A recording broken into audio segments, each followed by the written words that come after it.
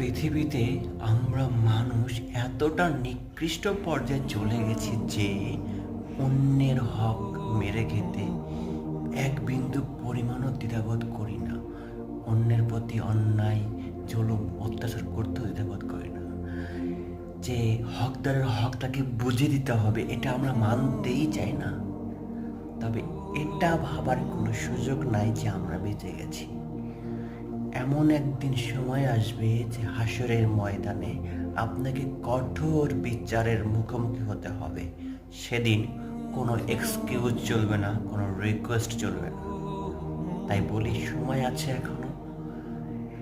আমরা ভালো হতে চাই, ভালো হয়ে যাই, অন্যের হক যেন না মেরে খাই, অন্যের প্রতি যেন জুলুম অত্যাচার না করি।